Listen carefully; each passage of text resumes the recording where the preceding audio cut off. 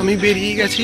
আমি প্রথমে যাব, আগে মিষ্টি নেব, পুড়িয়ে গুছিয়ে নিয়েছি। এবার আমাকে সকালে যে বাল্যভোগ, অর্থাৎ আমাদের একটা নিয়ম আছে, বাল্যভোগ 10টার মধ্যে দিয়ে দিতে হয়। তা প্রায় 10টা বাজতে যায়, আমি তাড়াতাড়ি করে বাল্যভোগটা দিয়ে দিই।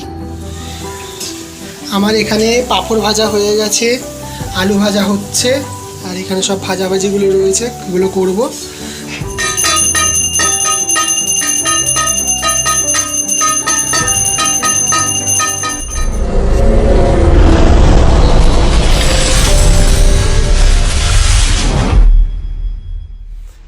Hello everyone, welcome to Dreamland, যেখানে জ্ঞান, গল্প, ভক্তি ও ফান সব কিছু একসাথে পান।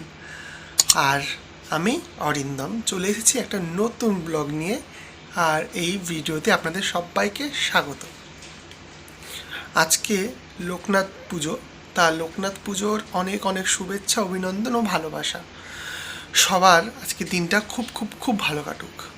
তা আজকে আমাদের বাড়িতেও পুজো হবে, তা খুবই যৎসামান্য পরিমাণে পুজোটা দেব, খুব একটা বড় বা ধুমধাম কিছু একটা করছি না।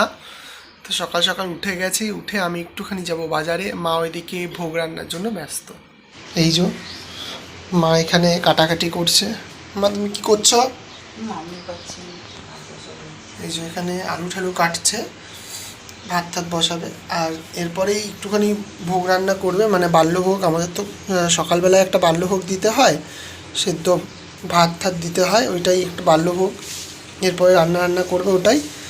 তাহলে চলুন, আমি সকাল সকাল, এখন বাজে প্রায় এই যে 6:30, তাহলে আমি এখন একটুখানি বাজারে যাই, মিষ্টিটা ফুলটা নিয়ে আসি। আমি বেরিয়ে গেছি। আমি প্রথমে যাব, আগে মিষ্টি নেব, তারপরে ফুল নেব। তাহলে চলুন আগে মিষ্টিগুলো নিয়ে নিই। রসগোল্লা আছে কত করে ছোটোগুলো?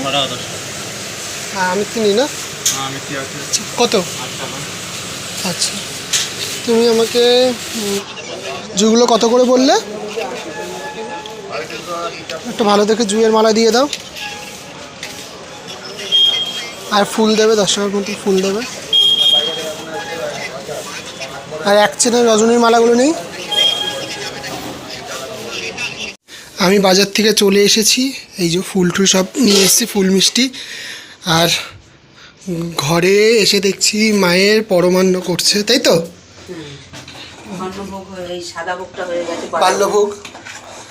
বাল্যভোগ হয়ে গেছে, এখন একটুখানি পরমান্নটা করছে, এই যে এখানে। তাহলে আমিও তাড়াতাড়ি করে স্নান করে আসি, কারণ আমাদের আবার 10টার মধ্যে বাল্যভোগটা দিতে হয়, তাই তো? তাহলে আর এখন বাজে হলে তোমার, দেখুন 7:30 বেজে গেছে। তাহলে আমি এখন তাড়াতাড়ি করে স্নানটা করে পুজোয় বসি। আমার স্নান টান কমপ্লিট হয়ে গেছে, এবার আমি পুজোরটায় বসবো। আর এই যে স্নান করে এসে এই যে ঠাকুরের ভোগটা সাজিয়ে নিয়েছি, এবার ঠাকুরকে ঠিক করে সাজাবো, ঠাকুরের জায়গাটা সাজাবো, মালা ঠালা পরাবো, স্নান টান করাবো।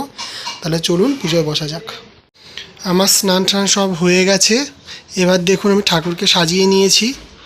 ওইদিকে সব ঠাকুরকে মালা ঠালা পরিয়ে দিয়েছি, ওইদিকে দেখুন সব ঠাকুরকে মালা ঠালা পরিয়ে গুছিয়ে নিয়েছি। এবার আমাকে সকালে যে বাল্যভোগ, অর্থাৎ আমাদের একটা নিয়ম আছে, বাল্যভোগ 10টার মধ্যে দিয়ে দিতে হয়।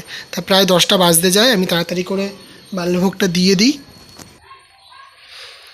এই হলো সকালের বাল্যভোগটা, যেটা দিয়ে দিলাম সেবার জন্য। বাল্যভোগ বলতে আমাদের হলো, বাল্যভোগ হলো এই যে সেদ্ধ ভাত, যেখানে কুমড়ো, আলু, গাজর ঠাজর দিয়ে একটা সেদ্ধ ভাত দিতে হয়, ঘি লবণ দিয়ে, সন্দক লবণ দিয়ে সেদ্ধ ভাত করে, অর্থাৎ বাল্যভোগ করে দিতে হয়। এবার ভগবানের ভোগ লাগিয়ে দিয়েছি, অর্থাৎ লোকনাথ বাবার ভোগটা দিয়েছি। এবার গোপালকেও একটুখানি দেবো, কারণ আমাদের ঘরে জানেন তো, গোপাল মানেই বাচ্চা, আর বাচ্চার সামনে কাউকে কিছু দিলে, বাচ্চাকে না দিলে রাগ করে, তাই গোপালকেও একটু দিয়ে দিই। নাও, এই গোপালকে দিয়ে দিলাম, জলটা দিয়ে দিই। তাহলে আপনারা ভিডিওটার সাথে থাকুন, লাইক কমেন্ট শেয়ার আর সাবস্ক্রাইব করুন।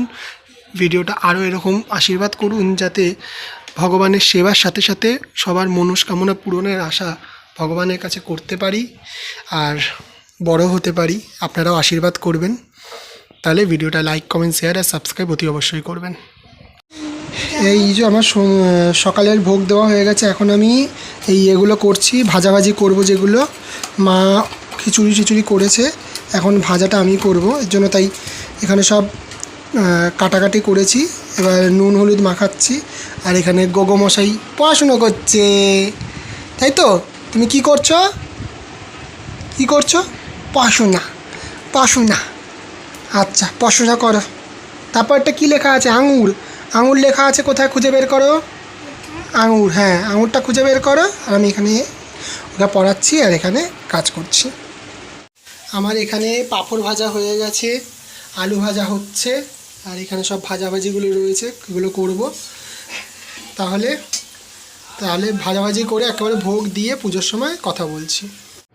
আজকে দুপুরের ভোগ লেগে গেছে ঠাকুরের। এখানে খিচুড়ি রয়েছে, ভাজা রয়েছে 5 রকম, মিষ্টি রয়েছে, পায়েস রয়েছে, ফল মিষ্টান্ন রয়েছে, পাঁপড় ভাজা রয়েছে, এখানে আমিত্তি, মিচড়ি, বাতাসা সব রয়েছে। ওইদিকে সবাইকে প্রসাদ দিয়ে দিয়েছি, আর এই দিকেরটা গোপালকে দিয়েছি। তাহলে এবার আমি পুজোয় বসি। আমার পুজো কমপ্লিট। এবার একটুখানি আরতি করব। আর এইদিকে রাই কাসর বাজাই। গরমে আর থাকতে পারছি না, তাহলে তাড়াতাড়ি পুজোটা সম্পন্ন করি।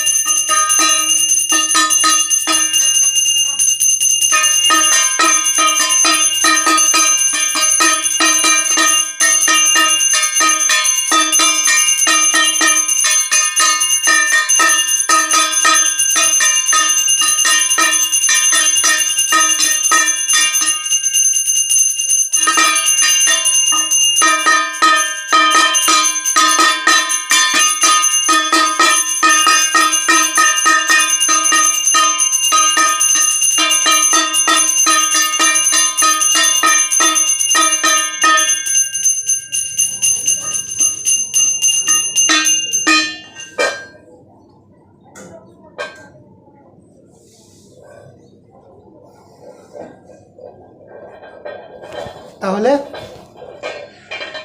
আমার পুজো কমপ্লিট। এবার আমার পুজো কমপ্লিট হয়ে গেছে, আরতি হয়ে গেছে। সবাই ভগবানের কাছে প্রার্থনা করবেন যেন সবাই ভালো থাকে, সুস্থ থাকে, স্বাভাবিক থাকে। আর হ্যাঁ, ভিডিওটা কেমন লাগছে কমেন্টে জানাবেন। আর লাইক, কমেন্ট, শেয়ার আর সাবস্ক্রাইবটা অতি অবশ্যই করবেন। তাহলে একটুখানি ঠাকুরের ভোগ লাগাই, আমরা একটু বাইরে যাই, দেখা হচ্ছে একটু পরে। আমার সব পুজো দেওয়া তো কমপ্লিট হয়ে গেছে। এবার একটুখানি আশপাশে সবাইকে প্রসাদ দিয়ে দিই। এই যে সবার প্রসাদগুলো দিয়ে দিই, সবার বাটি নিয়ে এসেছি। এখান থেকে সবাইকে একটু একটু করে প্রসাদ দেব। আর আমাদের এখানে জানেন তো এই একটা জিনিস আছে যে অল্প হলেও কারো বাড়িতে যদি পুজো হয় সবাই সবাইকে প্রসাদ দেয়, খুব ভালো লাগে, এই একটা জিনিস খুব ভালো লাগে। যাই হোক, তাহলে সবাইকে প্রসাদগুলো দিয়ে নিই, বেড়ে নিই। এবার আমি সন্ধ্যা দেব, ওর জন্য দেখুন এখানে ছোবাটা ধরিয়ে নেব। তাহলে সন্ধ্যাটা দিয়ে নিই।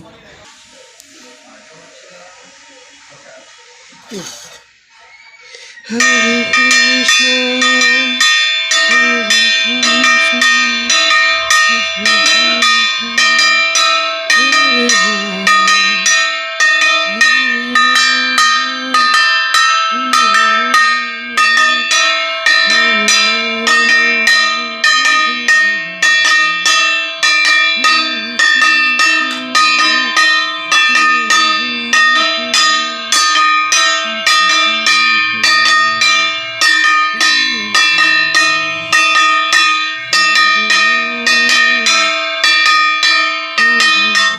এখন একটু প্রসাদ খাচ্ছি সবাই মিলে।